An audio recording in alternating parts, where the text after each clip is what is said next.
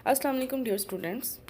आज हम 9th class biology के चैप्टर नंबर 4 के बहुत ही इम्पोर्टेंट 3 कॉन्सेप्ट्स को देखेंगे, जिसमें फर्स्ट में है हमारे पास relationship between cell function and cell structure, second है cell as an open system और थर्ड है cell size and surface area to volume ratio.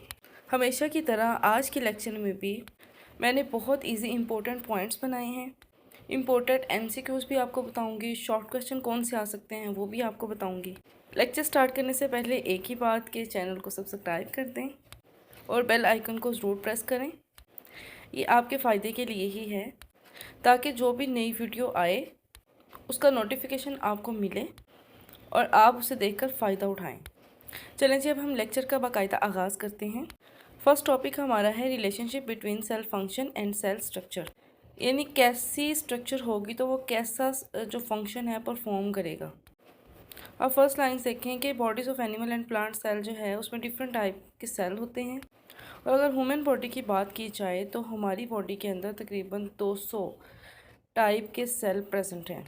ये आपको एमसीक्यू आ सकता है। और जितनी भी टाइप के सेल प्रेजेंट हों, हर एक टाइप के सेल का ख़ास फंक्शन होगा और तमाम फंक्शन भी आपस में कोऑर्डिनेट करेंगे और एक सेल टाइप जो है वो दूसरी सेल टाइप से डिफरेंट होगी।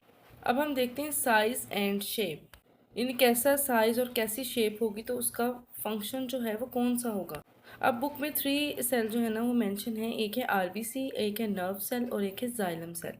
अब जो रेड ब्लड सेल है वो राउंड है, नर्व सेल लॉन्ग होगा और जाइलम जो होगा वो ट्यूब लाइक हो। लेकिन सबकी शेप जो है वो डिफरेंट है। अब इनके फंक्शंस भी डिफरेंट होंगे। अब जो रेड ब्लड सेल है ये हीमोग्लोबिन को कैरी करेगा। नर्व सेल जैसा कि नाम से जाहिर है ट्रांसमिशन ऑफ नर्व इम्पल्स, और जाइलम जो है conduction of water and sport. अब ये 3 एग्जांपल थी, इसकी हमने शेप भी देखी और इसका फंक्शन भी देखा। ये भी ऑब्जेक्टिव पॉइंट ऑफ व्यू से इम्पोर्टेंट है और एग्जाम में आपको आ सकते हैं। अब हम देखते हैं surface area to volume ratio. अब यहाँ पर हमारे पास रूट हेयर सेल की एग्जांपल है। रूट जिसे हम जड़ बोलते हैं। अब अगर एक ट्री को देखा जाए तो उसकी रूट जो है ज़मीन में बहुत ज़्यादा फैली होती है। इट्स मीन का उसका सरफेस एरिया जो है वो ज़्यादा है। अब उसका फ़ायदा क्या होगा कि रूट जो हैं वो ज़मीन से ज़्यादा पानी और साल्ट को एब्जॉर्ब करके ट्री को देंगी। इस तरह से पौधा जो है वो ज़मीन से वाटर लेगा और सन से लाइट लेकर फोटोसिंथेसिस करेगा और अपनी खुराक तैयार करेगा। अब थर्ड पॉइंट है प्रेजेंस और एब्सेंस ऑफ ऑर्गेनेलिज। बस 2 एग्जांपल हैं कि वो सेल जो सेक्रेशंस बनाएंगे उनके पास कौन सा ऑर्गेनेली प्रेजेंट होगा जो उसकी हेल्प करेगा। तो इसका आंसर है complex endoplasmic reticulum and Golgi bodies. फिर देखिए, अगर सेल ने फोटोसिंथेसिस करनी है तो उसके पास कौन सा ऑर्गेनेली प्रेजेंट होना चाहिए, क्लोरोप्लास्ट। ये भी ऑब्जेक्टिव हैं, एमसीक्यू हैं, आपको पेपर में आ सकते हैं। फिर नेक्स्ट पॉइंट है कि एक जो इंडिविजुअल सेल है ना, एक सेल जो है contribute in the functioning of the whole body, यानी वो पूरी बॉडी के फंक्शन में हिस्सा लेता है। अब कैसे लेते हैं आप देखते हैं, कुछ एग्जांपल हैं हमारे पास। अब एग्जांपल में देखें, नर्व सेल है, मसल सेल है, आरबीसी है, डब्ल्यूबीसी है, स्किन सेल हैं और बोन सेल्स हैं। सबसे पहले हम नर्व सेल को देखते हैं। अब फर्स्ट जो है वो हमारे पास है नर्व सेल, जो कि नर्व इम्पल्स को कंडक्ट करके पूरी बॉडी में कोऑर्डिनेशन क्रिएट करेगा। मसल सेल है, हमें पता है इसका काम कंट्रैक्शन करना है, तो इस तरह क्या करेगा, पूरी बॉडी की मूवमेंट में पार्टिसिपेट करेगा। आरबीसी जो है इसने ऑक्सीजन को कैरी करना है और इस तरह से ये पूरी बॉडी में ऑक्सीजन को ट्रांसपोर्ट करेगा। अब जो वाइट ब्लड सेल है वो डिफेंस सिस्टम है हमारी बॉडी का। अब स्किन सेल जो हैं वो बैरियर का काम करते हैं और इनके पास एक ख़ास रिसेप्टर्स होते हैं। और इसी तरह बोन सेल्स हैं।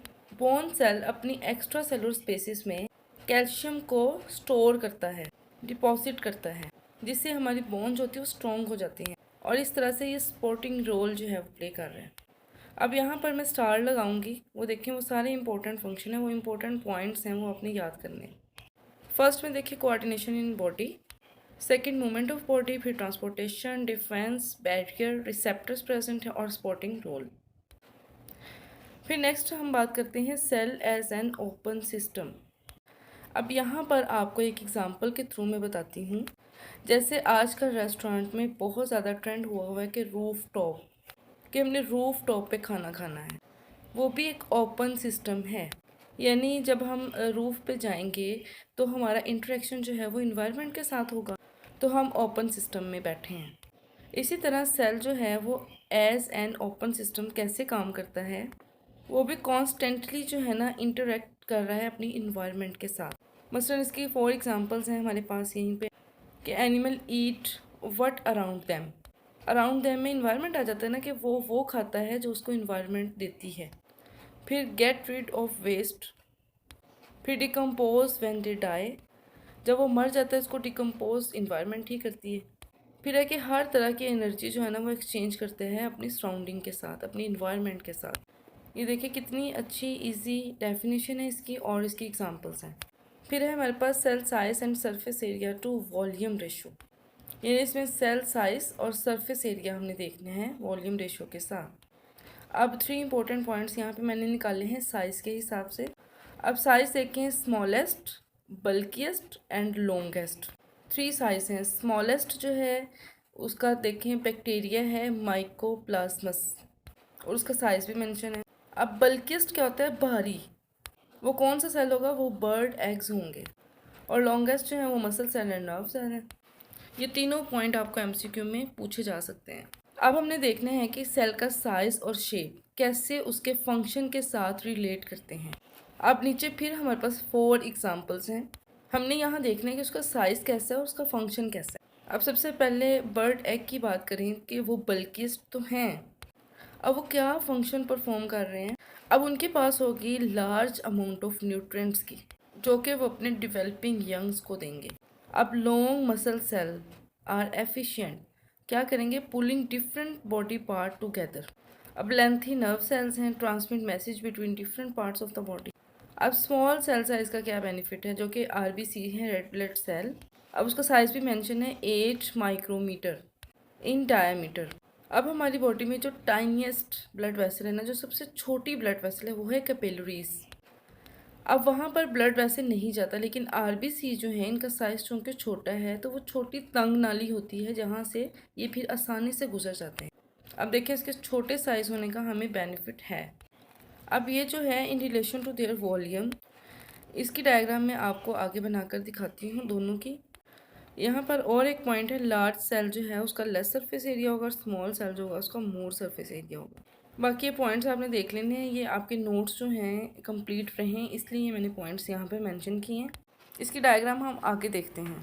यहाँ एक और इम्पोर्टेंट एमसीक्यू पॉइंट है कि need of nutrients and rate of waste production जो है वो डायरेक्टली प्रोपोर्शनल होती है सेल वॉल्यूम की। अब एक और लाइन है, membrane of small cells can serve their volume more easily than the membrane of large cell. अब जो स्मॉल सेल हैं उसकी सरफेस एरिया जो है वो ज़्यादा होगा, यानी वो हर तरह से जो है इन्वायरमेंट के साथ कोऑर्डिनेट कर रहा है, इन्वायरमेंट के साथ उसका रिलेशन है। अब जो सेल जितना ज़्यादा बड़ा होगा उसकी सरफेस एरिया कम होगी। सपोज अगर ट्रांसपिरेशन का अमल है तो हमारे पास सेल बहुत बड़ा है लेकिन उसकी सरफेस एरिया बहुत कम है, तो क्या होगा, उसका ट्रांसपिरेशन रेट जो है ना वो बहुत स्लो होगा। अब यहाँ पर मैं क्यूब बना रही हूँ एक और फिर 27 भी बनाऊँगी। अब इसका देखेंगे हम सरफेस एरिया कि एक क्यूब है और लार्ज है। अब इसकी जो लेंथ है ना वो 30 माइक्रोमीटर होगी। अब सरफेस एरिया बुक में जो है वो है 5400 माइक्रोमीटर क्यूब। अब हम बनाते हैं 27 क्यूब्स जो कि स्मॉल क्यूब्स होंगे। अब इसकी डायग्राम जो है वो आप नोट कर लें कि आपने कैसे बनानी है।